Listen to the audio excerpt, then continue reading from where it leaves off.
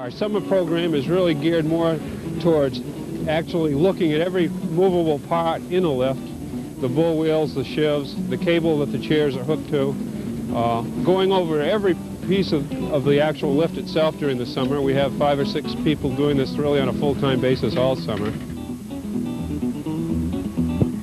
Since 1974, snowmaking has been a major priority, gradually increasing to the present coverage of 125 acres on the mountain. Coupled with the fleet of Casbro piston bullies, which are the latest in fine-tuned snow technology, skiers are assured of the best snow conditions possible at Sugarloaf, USA. Behind the scenes, snowmakers and groomers work all hours of the day and night during the ski season, cultivating and rearranging the snow, which is, after all, the vital element in the sport which we all love, the very reason for being here at Sugarloaf, USA.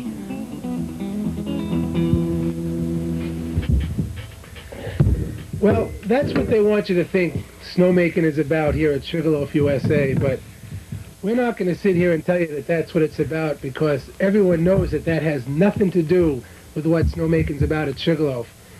We're here at Avalanche Control, which is, well, it's decorated in early American dump. It serves as a think tank for the snowmakers and a drink tank for the snowmakers. Well, again, we haven't rehearsed this for a long time, so there are a few things that are different here. That we could use a drink. You know, that hey, waitress! are a little bit different here at Avalanche Control. They, you know, we were getting a little dry here, and they do have good services here at Avalanche. We're on the front. The mountain spares no expense when they take care of the snowmakers here at Sugarloaf, USA, and well, there's a lot of things we can say about the snowmakers, and in the next few minutes we're just going to try to show you exactly some of the key snowmakers, some of the people that have been here a long time, and well, we're just going to try to show you what snowmaking is really about. Well, I'd just like to say a few words about John Nick, who's one of the quieter members of the snowmaking crew, but he's in charge of the daytime crew, and he had quite a bit to say last year at the first annual Snowmakers Ball. My crew's been known as Mutt and Jeff's crew, you know, because I'm the tall guy and I got 3 little guys with me. So we do a lot of hard work during the day. The day shift does all the work. The night crew just drinks beer and does commercials. Excuse me. Nick, what do you do? We make snow. There's no question about it. And we put it out. No, 4-3, crazy. We 4-3. I'm a winner! I'm a winner! Oh, yes! I want to know, on the top of the mountain in January, the temperature's got to be close to maybe 0 or below. What do you think when you're on the mountain? I think it's pretty cold out there, and especially when it's down 32 below. Everybody thinks it's pretty cold out there, no question about that. How cold? 32 below, and with the winds blowing 80 or 100 miles an hour, you're holding on too much to really tell how cold it is. Hey, Don, what do you think? What you win? Night out with Lloyd Cutler. You want to what? I want to night out with Lloyd Cutler, 340-9. So what are you going to do, fall asleep?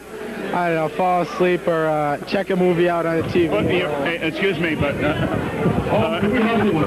John said he needed some extra hours, and he liked particularly working in the ditches and that sort of thing. And I said, well, geez, Don, it just happened that today we broke a main, and we do need a hand down there. I thought he went down. I heard that. I heard some rumor about he might be owning a big part of this mountain, having a lot to say about it. Yeah, it's a real Sugarloaf success story. The man's right down in deep in the mud, and he goes straight to the top. I think there's room for him in the big office. You know, we checked the sign down at the road, and the letters will work out. Jackalope Mountain. They'll still fit on the sign that Larry built.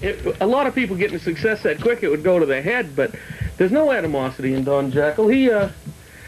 I talked to him about it. He's definitely keeping J.D. and Mr. Cutler on, and he even thinks there's got to be room for Larry, too.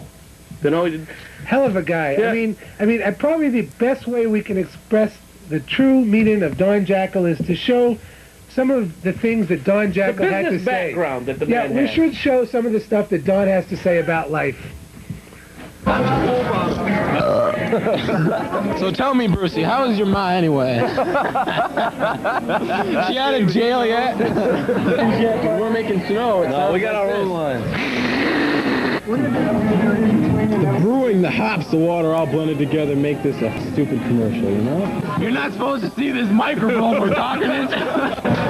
You know, the brewing, the hops, and all this makes it pretty good, you know? You got it. That's it. Print! And I'll tell you why I really like it. Cheap, you know? 85 cents, you get a big bottle of beer. $4, you face, go home, pass out. Wake up in the morning, feel great. Yeah, if it's you usually wake up with 2 women.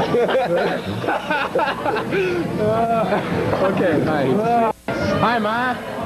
You ain't gonna be very proud of me for doing this beer commercial. Sitting in a tavern. Drinking beer on Drinking beer, being rude. Aren't you glad you didn't spend $40,000 and send me to college? What did you say something? What? Your mom's probably glad you didn't spend $40,000 and you Leave my mom out of it, buddy. Take 2. Pay attention. Hey, we're the Avalanche Control Crew. When we're not up there freezing our balls off, we're in here doing 16-ounce curls. Paps. Good beer. Good beer. A lot of people think that Dave Bridges is a lobsterman in the off-season, but that's only just recently. Before that, David was a horse trainer and had kind of a sordid career. And there was this interview with Jim McKay of ABC Sports that ended David's career as a horse trainer. I'm here with Affirm, the 1979 winner of the Run for the Roses, and I'm here with the trainer. We've had a lot of reports, and we'd like to have it confirmed. Is Affirmed on drugs? Oh, yeah, Firm's really on drugs. He does as many drugs as he can get into him because he's a really fast horse and likes to live in the fast lane. I mean, Hotel California, you know? Are you saying live here on ABC Wide World of Sports that Affirmed is under the influence of drugs for this race? Most certainly is. How else do you get a horse this big to go that fast? You don't think National Football League players do it on their own, do you? Well, there you have it. There is a possibility that Affirmed... going to win the race. No problem. We've got one of the best pharmaceutical chemists in the country working for us. If we could get a close-up of the eyes on Affirmed, I think we can see that... Revved up, pumped up, and ready to go. There's no doubt in my mind that this horse is ready. As to whether it's natural or not, we'll only know when the doctors do their tests just before race time. But I thought David was a downhill racer when he came to Sugarloaf. Well, after he got done training, he did do a little bit of downhill racing, but he got sick of his brother beating him, so, you know, he kind of hung him up for a while. Yeah, I seem to remember some of his races, and he really didn't have much luck. No one knew if he was fast or slow because he almost never finished. Yeah, well, I think that's why I went into snowmaking. He was, you know, so tired of... He really fits into that downhill suit he's been wearing. Yeah, half of it anyway. You folks out there, I'm sure, think that this whole snowmaking team, everyone in it, knows the whole thing, knows what they're doing. This next footage is Dave Bridges. You're going to see his back, and you're going to see Bridges about 3 years ago when he was first up here at Sugarloaf in the snowmaking department. JD, don't lie to him. That film you're going to see is with 5 years of training.